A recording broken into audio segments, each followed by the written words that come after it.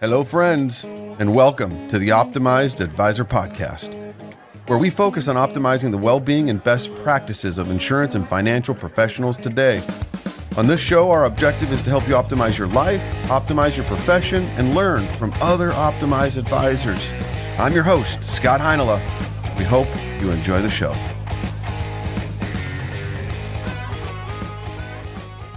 On this episode of the Optimized Advisor Podcast, I had the pleasure of sitting down with Judy Hoberman. Judy Hoberman is president of Judy Hoberman and Associates, a company focused on empowering professional women. She's an award-winning international speaker, best-selling author, trainer, and leading authority on women in leadership. Her 30 years in business, with the majority in financial services, have given her both the knowledge and a sense of humor about how men and women lead, sell, manage, recruit, and retain differently. In her role as an executive coach and trainer, she is often described as transformational. Judy engages her audiences with memorable stories and ideas that are easily implemented that same day. She was a TEDx speaker talking about prejudging people. She's the author of 4 books, including Selling in a Skirt and Walking on the Glass Floor. Judy is the executive director for the Walking on the Glass Floor Foundation, a board member for Fearless Dallas, and on the advisory board for Females in Finance. Judy has completed certifications from Cornell University's College of Business and Women in Leadership and Women in Entrepreneurship. Adding that to her previous degree from Queens College, New York, she was named as a Woman to Watch for International Women's Day 2019 from Thrive Global. She was awarded the Character and Integrity Award for her distinct and significant contribution to sales producers' success. She was named as one of 14 sales pros building trust from LinkedIn, as well as Coach of the Year from Powerful Professionals. Judy's mission: to help one woman a day by following an important philosophy. Women want to be treated equally, not identically. I hope you enjoy. Thank you for joining us today. Thank you for having me. It's good to have you back in studio. I'm excited to be here. We're here to learn all about you Oy. and what it is that you have done in your incredible career. My long life. Your tenured, experienced journey. There's so much to glean from you. Mm-hmm. But then also, you've authored a couple books, which I would like to talk with you about. And one, as it relates to leadership skills, leadership attributes, if we could focus in on that, I think certainly in today's day and age, with the busyness, the noise, the clutter, the being pulled in 100 different directions, having that conversation, I think, is going to be very timely and worthwhile. Yeah, no, I agree. And what you have to remember that just because you may not be a leader of a big team, you're still a leader. Even if you only, and I hate to use the word only or just, but just yourself, you have to be a leader because someone is always watching. And some of those skills and qualities are something that we should pay attention to. That's a great point. You know, even if I am a sole practitioner, I still have relationships. I have customers, one. Two, I have, when I say partners, that be distributors, manufacturers, access to the firms that I represent their products. I also have a household of some capacity. Yeah. And so leadership resonates into any facet of our both personal and professional Absolutely. career. Absolutely. Yeah. And you think of a leader, you think of all the normal qualities, which are great because you have to have those as well. But some of the other qualities people don't recognize as leadership qualities. Cliffhanger. We're going to get back to that. Okay. Tell me a little bit about you and your career. You started out 5 years ago, 7 years ago. Fast 1990. I responded to an ad in the newspaper. I had no idea why I was responding, but I was looking for a job. I was a single mom, didn't know what the heck I was going to do. Answered the job, was hired immediately because I checked a lot of boxes. You know, being the only one, being a woman. Yeah. And so... which I'm sure was just such a nurturing, warm environment at that point in time. Can't even imagine. I would listen to what people would say behind my back, and then I would turn around and say, well, why didn't you just say it to my face? You know, because they wanted to be kind, so they would just say it behind my back. Mm-hmm. But the truth of the matter was they didn't want me there they were doing really well without me. And that's great, but I kind of thought of it as, challenge, and I did challenge accepted. And because I was a single mom, I had to make sure that I would do something to take care of my kids. And when I discovered that my one and only job was to protect them, that's when my mind shift changed in the direction of, oh, well, I can protect my family. Why can't I protect yours and yours and yours and yours? And once I got that in my head, it all worked. Before that, it was like, oh, I have to drive 2 hours, and I don't even want to do this, and I don't know what they want. And because I never sold on the phone, my job was to sell the appointment only. And so once I changed what I was thinking about, I did really well. And then all of a sudden, it wasn't, you're such a girl, nobody wants you here, you talk too much, you ask too many questions. It was like, how did you do that? And like, why are they still on the books? And how did you get them to buy this? And so that changed. And so I did really well, and I got promoted, and I ended up having 3 agencies of my own. And I did change a lot of things. I changed the way I recruited people.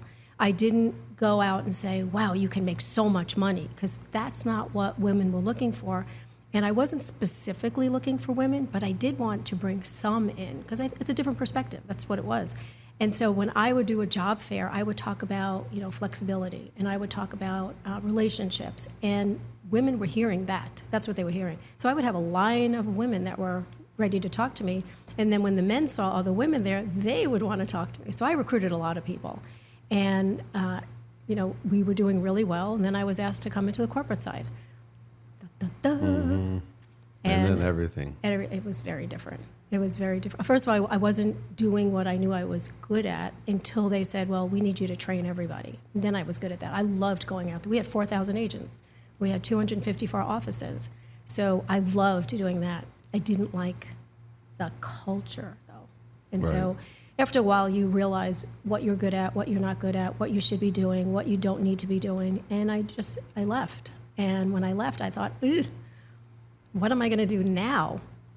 Now my kids were grown. I didn't have to, worry as much. And so I sat myself down. I had a good conversation with myself. And I said, okay, so what would you be doing if you were starting all over? That's who you're looking for. And I kept thinking to myself, I never had a female mentor, ever. Never, never, never, never, never. So I thought, that's what women need. And I never had a female coach. I never had any of that. So that's who I became. That's how I started my company. So in 2009, I started selling in a skirt. And I became the woman I wished I would have had. People say I've never been mentored. Be the mentor you wish you would have had. So that's what I did. And I started my company doing coaching and training and speaking, and loved it. Absolutely loved it. And it was very different because I was on this side. So when a producer would talk to me about not being able to create a relationship, I know what it's like. Or when they talk to you and they say, I don't know, how do I get myself motivated? I know what it's like.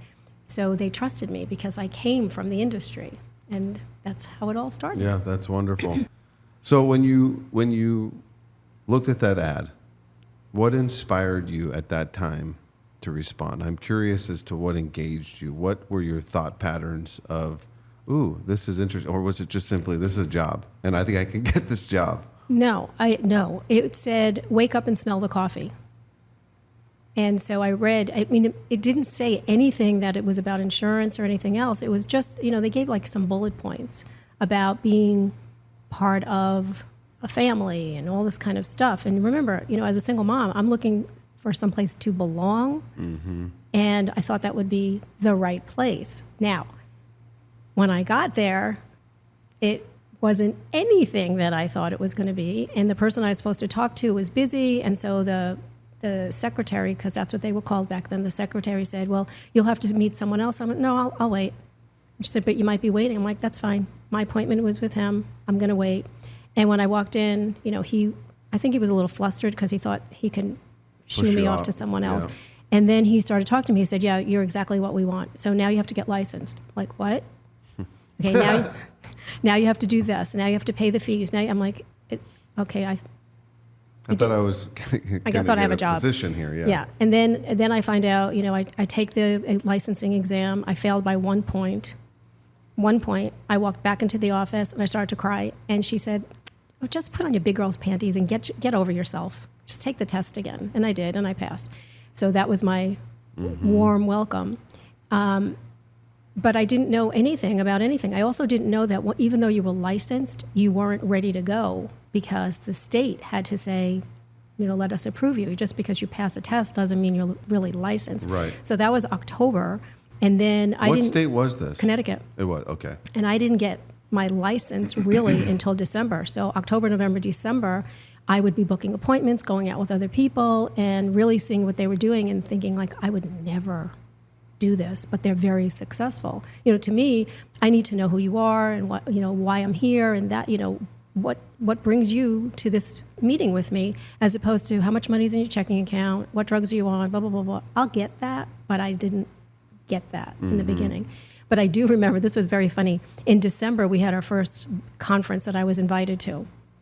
And I'm watching everybody go across the stage, getting their awards and carrying, these beautiful awards. And I'm standing next to this gentleman that's sitting down, and I just looked at him and I said, yeah, I'm going to go across the stage next year. He said, yeah, that's good. That's really good. And he said, when did you start? And I said, well, I just officially got licensed, like last week. He goes, ooh, lofty goal. And yeah.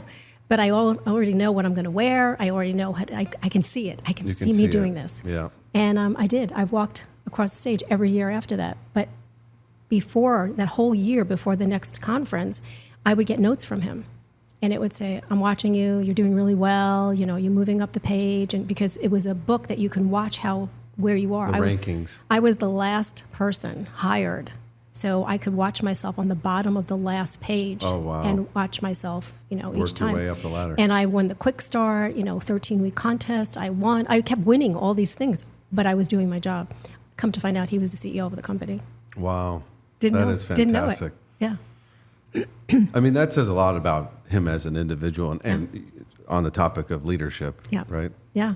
Yeah. He saw this, young kid. What would you say some of the things were, the skills or the habits that you quickly got into that helped that acceleration? What earned that Well, in your process? first I had to know my why, and my why with my children. And when you know your why and you're very clear about your why, it's very different.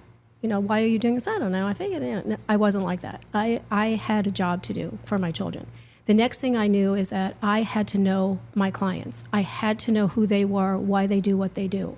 And so that was another piece of the puzzle. I always say to people, you have to know your people. If you don't know your people, how can you help them get where they want to get? So that was another thing. The third thing was I had to be motivated. And there was nobody there to motivate me.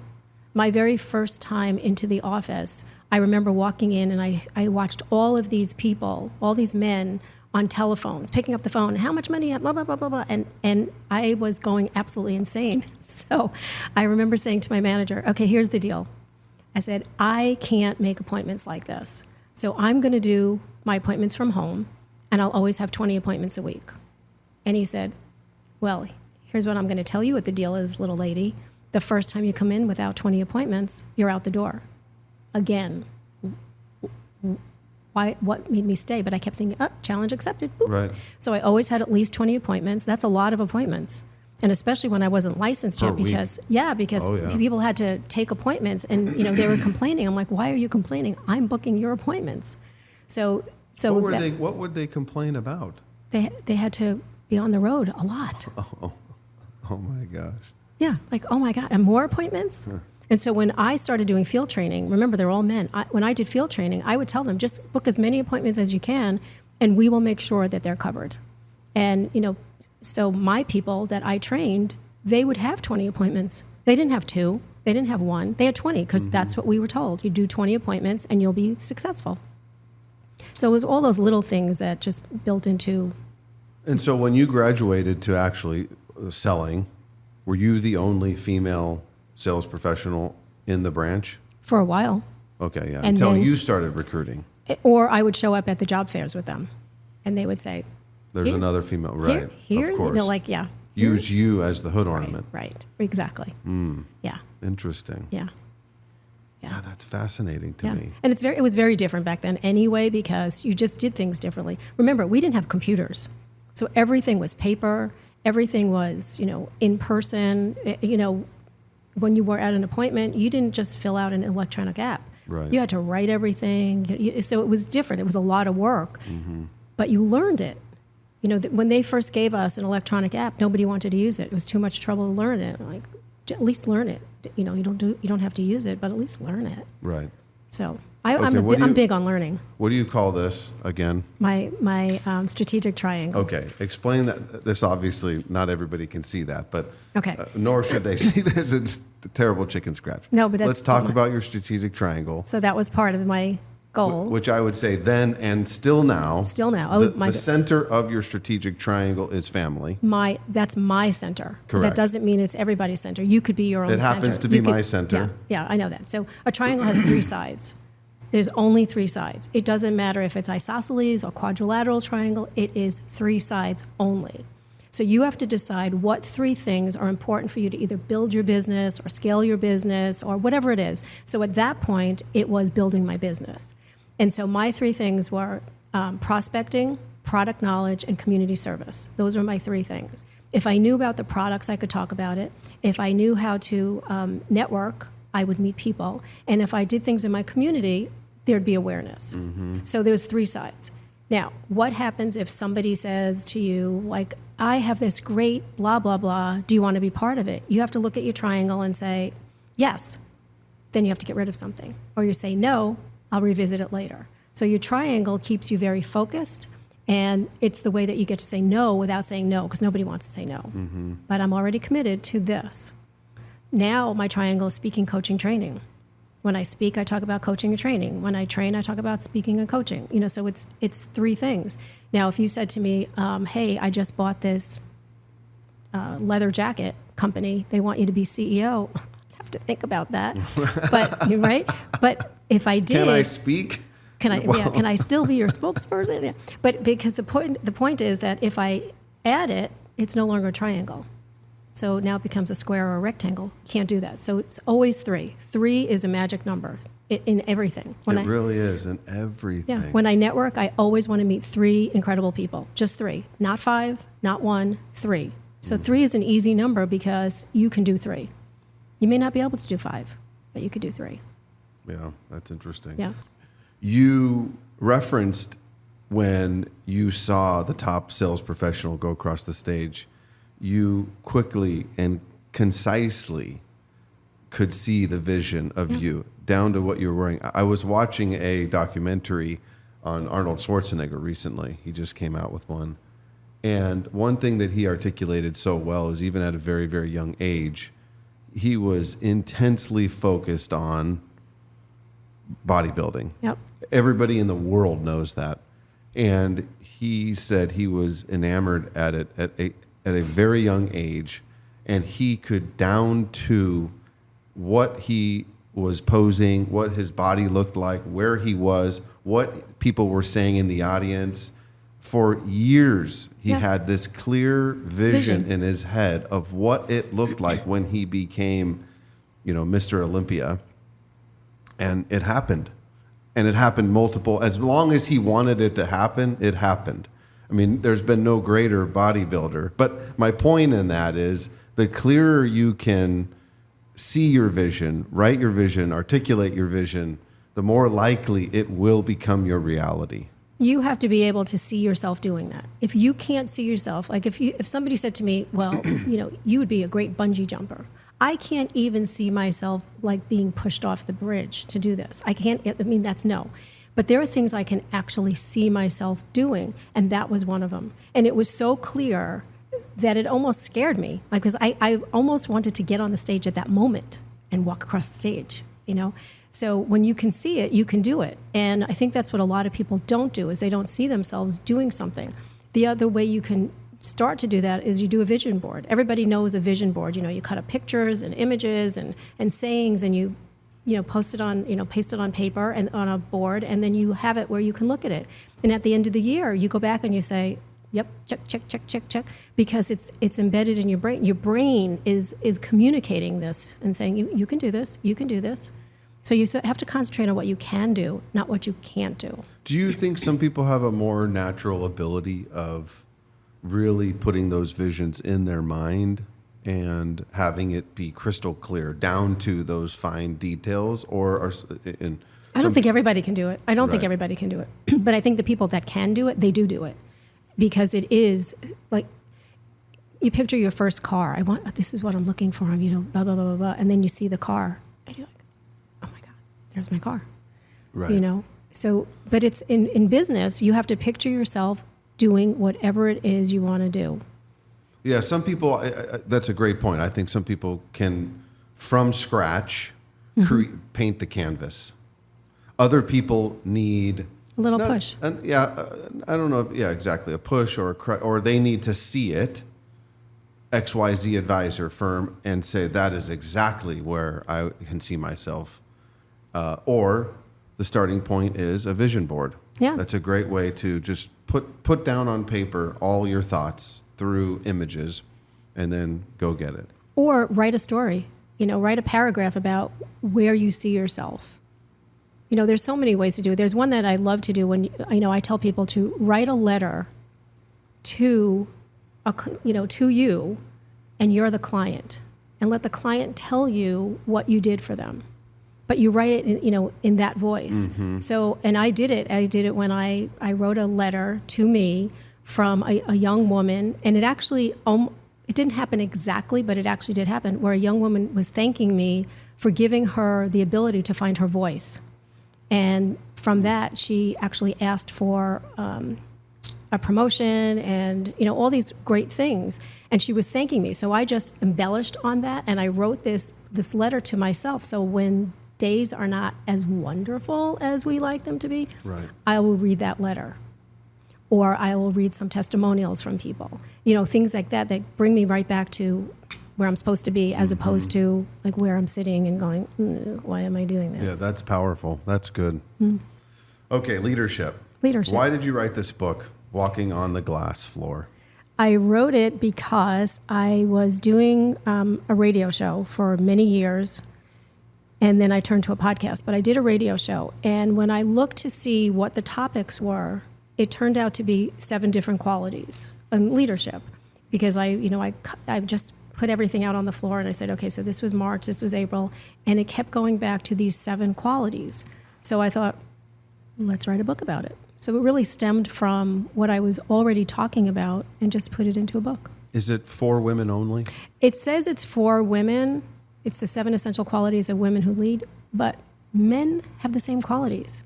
But messaging was to the women, but I have to tell you, a lot of men buy the book and a lot of men read the book, and when I say, do you want me to make it out to anybody special? They say to me. There you go. Yeah, so it's not for their wife or their sister or their daughter or cousin or whatever. Okay, let's go through these real quick. Okay. Not to give away all the keys to the kingdom, okay. but we don't want to do that. But we can certainly touch on these 7 first, and not in any particular order. Or is there a particular order? Nope. It's just these 7. Yep. Passion. You got to have passion. You have to have passion. You have to know You gotta why. care about what we're doing. Right, because otherwise, why are you doing it? And there's people that are doing things because they have to have a job, and I say good, because you have to have a job. But do something that you're passionate about on the side. I just want to make a lot of money. That's fine. Is that your passion, or is that your focus? You want to make a lot of money? Great, but your passion is painting. So make a lot of money and paint on the side. Mm-hmm. Because if you don't ever fulfill your passion, then you're going to regret something. What are you doing? Yeah. And you don't want to. What is your journey in life? How is your bucket getting filled? Yeah. And that's what it is. You have to know your passion. You have to live your passion. Okay, generosity. That's my favorite. Why? My favorite. Because when you give... I mean, it's a very positive word. It on is, the surface, but for me, generosity means that you're giving your time. That to me is generosity. There's many different reasons why people say they're generous. Financially is usually like a big one. I personally feel that when you give somebody your time, it's something that you can't get back, and it is priceless. And for me, generosity is always being a mentor to someone. And there's nothing better than that. Okay, so what are some things that individuals can do? Let's say I'm running a firm and I'm continuing to grow at a very rapid pace, and I'm fully committed to this idea of generosity. I mean, I'm very convicted to I am only as strong. This firm is only as strong and successful as all of the individuals that the sum of the parts, if you will. And I want to give everything that I can to everyone. But in reality, You can't. right. What can I do to optimize this idea and concept of generosity, knowing that I only have a limited bandwidth? What you can do is you can have one-on-ones. Not every day, not every week, not every month, but you can have one-on-one so people know that you really care about them. Or you can say, I have, X amount of hours, open door, whatever, because I want to know what's going on. Or you can have a conversation, in the morning and say, hey, Scott, how are you? How's your family? I know you just moved into a new house, blah, blah, blah, blah, blah.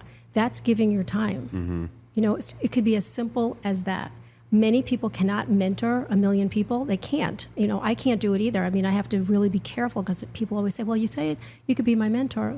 Like, I can't do that all the time. Right. So what I will do is I will be open for emails from them, or I'll make sure that there's a time where I'm going to be in this location and just come and see me. Or I'll have lunch with somebody on, not on a regular basis, but at least they know that I'm there. There's connection. Yeah, and when I'm there, I'm present. I'm not, looking at my phone or looking at my watch or anything like that. I am here, and that's a big deal. Do you or any of the leaders that you've worked with have this ongoing angst of, I've done I'm doing that, at least I think I am, but I still have this, I don't know if it's a void or this anxiety that's created of like, am I doing enough? Am I doing enough? I need to do more. Ask. How do you become at peace? You ask. The people. You ask the people. Remember, I said you have to know your people. So if you've created this amazing culture, you can ask them, is there anything I'm not doing? Or is there anything we could be doing together? Is there anything, whatever? Because that's your voice. They're going to tell you. And if they go, no, just say, no, really, seriously, is there anything that we could be doing differently? Even when I do training, I do a feedback form. And on the feedback form, like if I'm doing a 5-day training, every day they get a feedback form. And one of the questions is was there anything that wasn't clear enough to you? Or is there any question that you still had? And then the next day, that's how we start it. So we never let anything fester, and all of a sudden it's 6 weeks, and they said, well, when you were doing the training, I really didn't understand this. Right. It's every single day. So I mean, you can do lots of different little things. You could do a survey, and bring people together. You can do an appreciation day where you shut things down and you bring people in and you have pizza or tacos or beer or whatever you want to do and just talk. Mm-hmm. Yeah, I love that. Okay. Next principle. What is the next principle? Resilience. Resilience is something, think about what we've all been through over the last couple of years. It's not just what you do, it's getting back up. It's getting back up. It's showing that you can do this. I mean, how many of us lost business? I mean, I lost two-thirds of my company. And I wasn't sure if I was going to make it. And I remember giving myself permission to get into bed and pull the blankets over my head. But I gave myself permission for 20 minutes. Then I got myself up and said, okay, now what? So that is a form of resilience. Mm-hmm. So yeah, this is a very, very challenge. It's a very bipolar, can be business. Yeah. Where the highest of highs, the lowest of lows. And you have to be prepared for the middle. It's finding that medium. Yeah. So there's resiliency. It's like managing sugar intake. You don't want to spike too high, and you don't want too much of a valley. Yeah. Get rid of the cranberry juice. That's right. Yes, exactly. Okay. Authenticity. This is an interesting one for me because I do feel as though, especially in the age of social media and this conversation around all of this of like, you can be anybody that you want to be. Paint whatever picture. No. But in that capacity, you could be removing yourself so far from who you really are. What good does that do? Because now when people actually engage with you, or you're living two lives, I don't understand this, but you're seeing I see many personalities thinking and doing this. Why? Because it's really easy to compare yourself to someone else that you're seeing on social media. Oh, they're so lucky, or she's so pretty, or whatever. What I find is that authenticity means that you know who's walking in the room. You know who I am, no matter whether I'm in front of you here, or I see you in a restaurant, or you see me with my family. I'm the same person. I'm always the same person. Authenticity is being the real you and having another quality, the courage to be the real you. Mm-hmm. So Why are people not who they are? Because they're not comfortable in their own skin. Why is that? There's many reasons. Where you come from, your culture, what people have said to you. I mean, if I listen to the things that people have said to me over the years, I'm not sure how I would move forward. Right. So you just have to, it's almost like being Teflon, have Teflon, let it bounce off you and then just remain who you are. And like I said, no matter where you find me, I'm the same exact person. I ask a million questions. I have people roll their eyes. I don't care. I want to know about you. I want to know. I think it's also important, whatever the frequency is to sit down. Maybe it's once a year or every 2. I don't know what the frequency is. It probably varies for people, but to me, it's one of those things where you get off course maybe a little bit, and a year from now, I can find myself in a completely different ocean, per se. Yeah. Nothing where I thought I wanted to be or who I wanted to be. So taking that time to really sit down, internalize, clear your mind. Who am I? What does my firm look like? What are the attributes? As opposed to, no, we're just we're emulating some other vision of success that is probably very successful, but it's not your vision. Bingo. Here's an exercise, and I do this a lot, and I do it myself. You should write down 3 adjectives about who you are. Just describe yourself, 3 words. And then ask somebody that you trust to describe you in 3 words. And then look at the 2 lists. And see, are they in alignment or are they like way off? Way off. Because perception is a reality. Mm-hmm. And I had that when I first started my company. I was speaking everywhere. But nobody talked to me until after I came off stage. No one talked to me. And so I did that exercise, and I asked different people, not anybody together. I would just ask in different locations, just describe me in 3 words. And every single one was intimidating, unapproachable, and out of our league. Every single person. And I'm thinking, they don't know me at all. They don't. So I called my coach, and I started crying. Well, first I cried there, and I went into my car, and Right. And then I called my coach, and I said, so this is what's happening. And she said, did you forget that you're an introvert? I said, no, I know I'm an introvert. And she said, but think about that. You walk into a room, and you don't invite people to come and talk to you. Mm-hmm. You have this shield around you. Like, please don't talk to me. Please don't talk to me. Please don't talk to me. When I come off stage, people are like, oh, my God, you're amazing. Blah, blah, blah, blah, blah, blah. So one day I was going to speak, and this woman came up to me. She goes, oh, my God, I love your boots. And I really had to think and say, did I already speak? Someone's talking to me. Mm-hmm. And I hadn't spoken yet. And then another woman. So it happened a couple of times. The 3rd time I said, well, now I'm like an athlete. I'm not changing my underwear. So I'm not, when they win, they don't change underwear. I'm not changing my boots. Right. And so my boots became part of my brand because it was like an icebreaker for me. What I did learn from this. That's amazing. Yeah. I mean, but it's true. What I did learn though, was when I went to a networking event and I didn't know anybody, I didn't go with anyone, I went by myself. The first one I went to, I froze when I first walked in, seeing all these people. I'm thinking, oh my God, how do I do this? Mm-hmm. And so that was a nightmare anyway. But what I found is if I would go like 20 minutes earlier than it would start, there were very few people there. And when people would walk through the door, they would walk directly to me and say, hi, my name is Scott. Yeah, blah, blah, blah, blah. And I'm like, okay, I'm good. Right. I just needed that one person. So it's also being, authentic. Oh, yeah, authentic, aware of who you are, and learn these things about yourself. Yeah. Wow, interesting. Okay, courage. Oh, it's an easy one. Yeah, but courage is doing things easy to understand, not easy to live. No, Right. It's doing things that you're afraid of doing and doing them anyway. And it doesn't mean you have to do bungee jumping. Like I said, I would never do that. But walking into a room, that takes courage to do that. Or calling somebody that was on your wish list that you just they're going to say no to you, but you call them anyway and they don't say no. Right. Doing things that are out of the ordinary for you and moving you out of your comfort zone. Yeah, it's an interesting one because in sales, right, it's like rejection, and the common things. Every rejection gets you closer to your next yes and all these things. And all of those things are true. It's true, but you have to still do it. That's exactly right. Yeah. Our world does not exist without communication. Yes. Communication is a very big topic, and it's different between men and women in different generations. Some companies have 5 different generations that you have to talk to. How do you talk to them?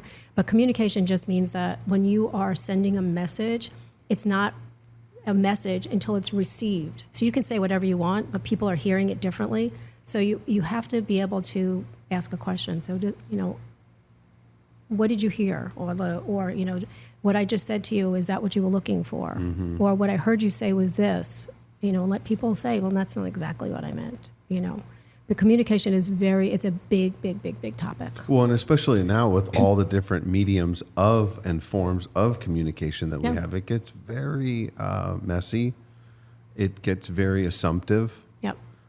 With that, we're also in an environment where we are intentionally, I think, trying to replace verbal in-person communication with some version of digital communication, Right. which is a completely different.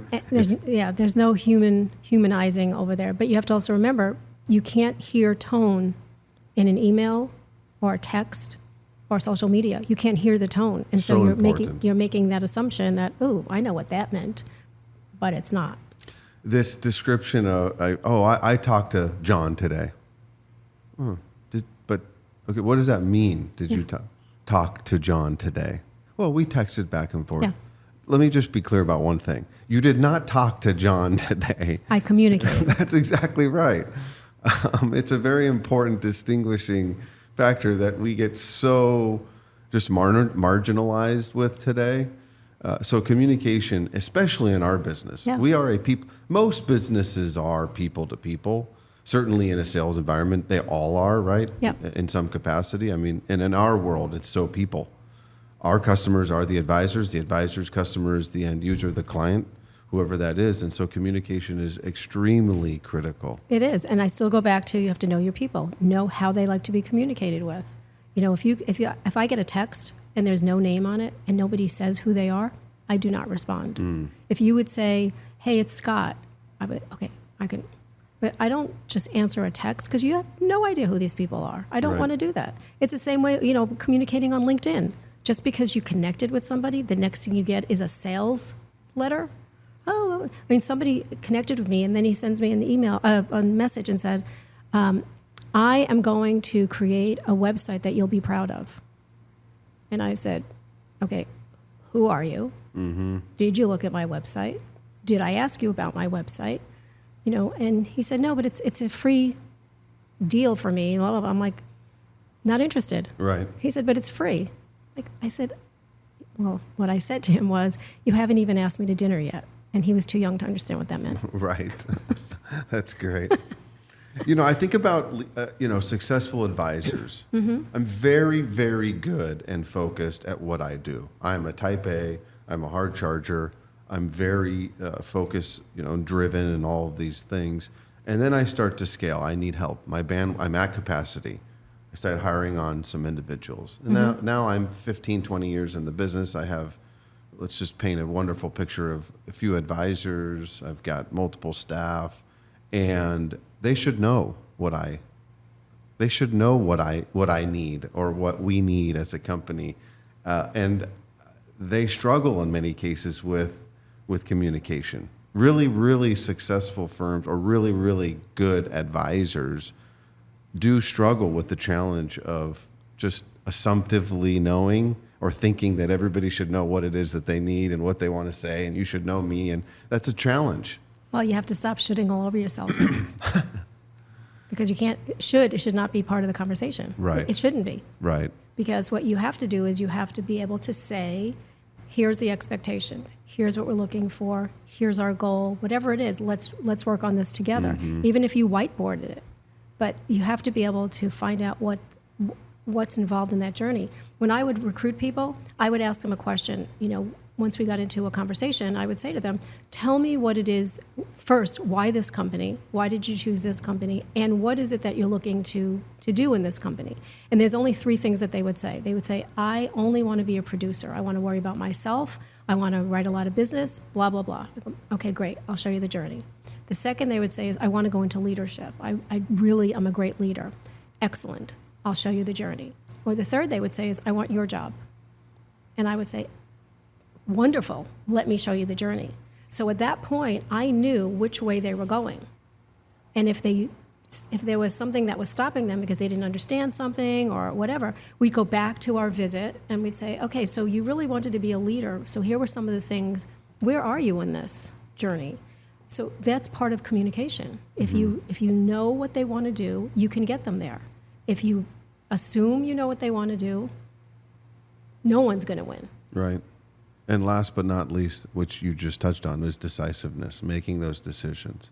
Yeah. What about those where I'm having a conversation with you, I'm going through this journey, and at the time, I'm really thinking that this is the path. And then we're however long down the road, and I think, oh man, I might have made a mistake. I don't want to be just a producer. Yep. Then there's time for a conversation. But you have to be comfortable. You know, if you're working for somebody that totally intimidates you, that's not a good thing. And you have to figure out, why do they intimidate you? Because you want to be that person? What is it? Mm-hmm. And you have to be able to communicate. But being decisive is, if you don't make a decision, that's making a decision. Right. You know, absolutely. It's pretty clear. I can't make a decision. Can you help me? Absolutely. Let's talk about it. Right. You know, I'm not sure. I said I want to be a producer, but I really think that I want to go into leadership. Okay, let's talk about that. Why did you change that?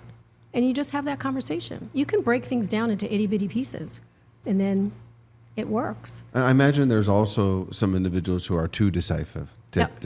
right? It's like, Yep. 2 seconds Yep. in, I've made a decision. Yeah. Well, wait a minute. You haven't gathered all the facts here. Let's talk about this a little bit longer. But they also prejudge, which is just as bad. Like, they'll look at someone and say, well, they don't have any money. Mm-hmm. Or, oh yeah, they have lots of money. You know, you can't prejudge someone. You have to be able to ask them questions. Right. So you can make that decision an instant decision, but it could be wrong. So within my team, from a decisiveness as it relates specifically to working with a team in an environment, what are some things, some skill sets that leaders should be aware of and can implement to have more decision-making abilities, to be better, more effective?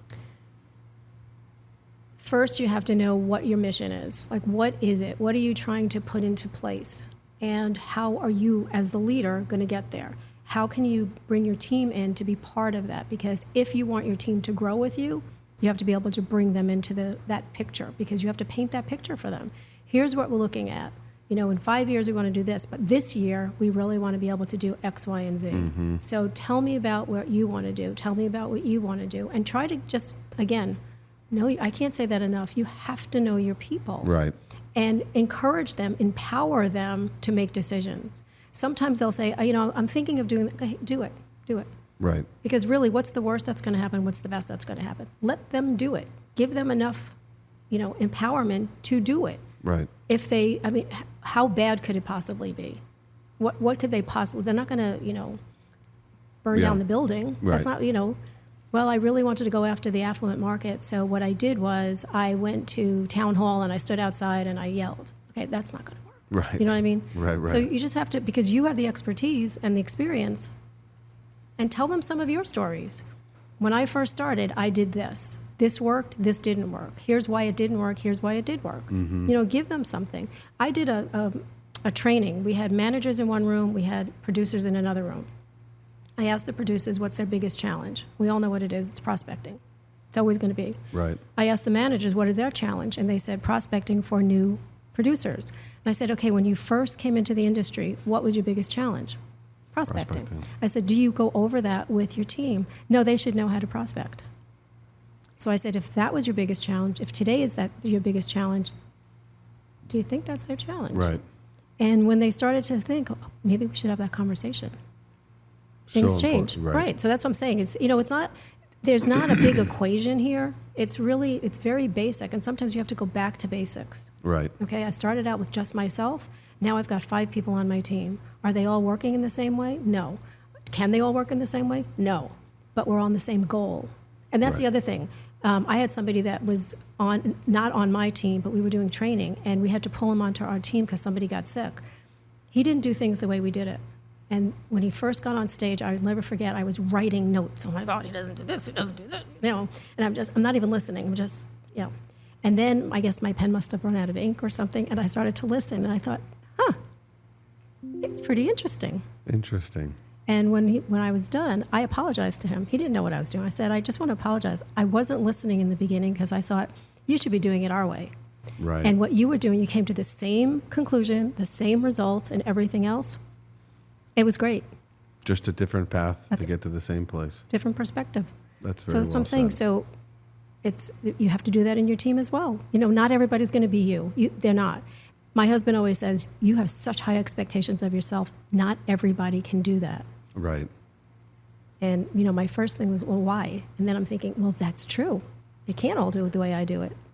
So we don't. Right. Yeah. That's very well said. So many times we get caught up into the way we do things and the expectations of how we view, but we got to flip that around.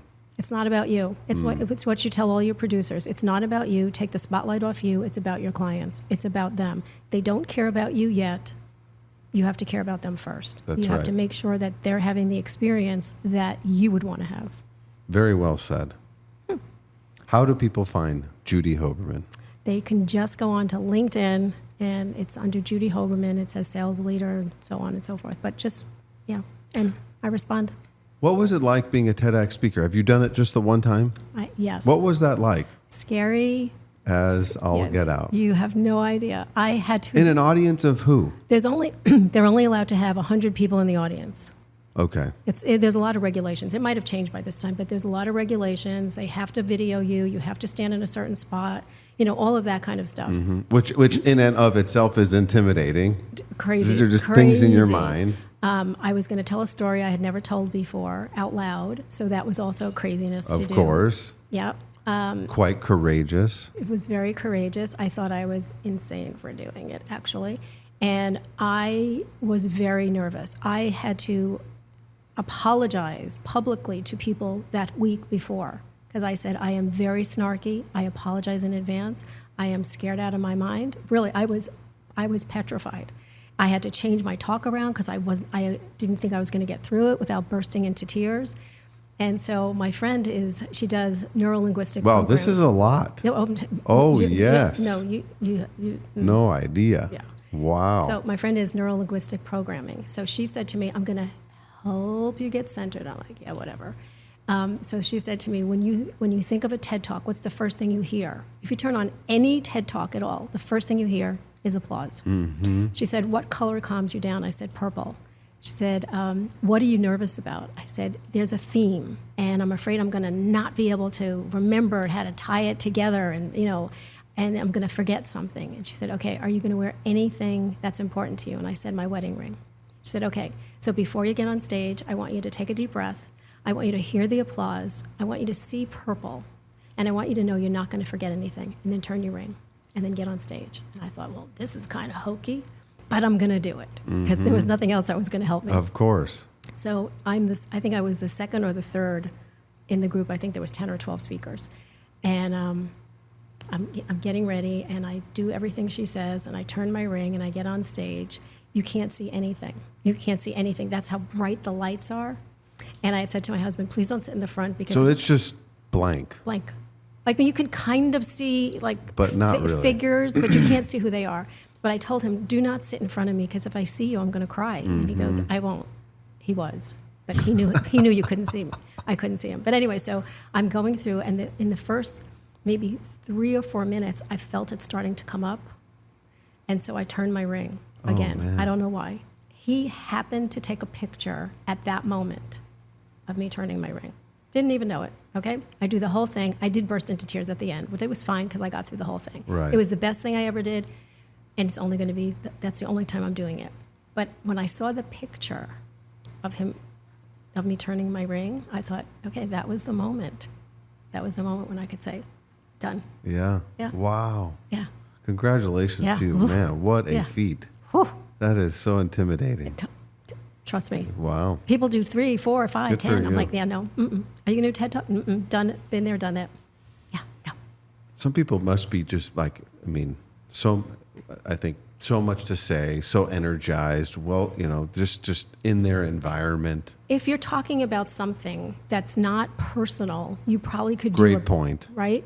This was so personal to me. It was so personal to me. Right. I mean, of course, that's a completely different Yeah. paradigm and Yeah. mindset to put yourself in, and a very vulnerable state to be in. yeah, and the one I watched before, I decided to even apply for it was a guy talking about what you can do with paper towels. I thought, oh, that's easy. I can do this.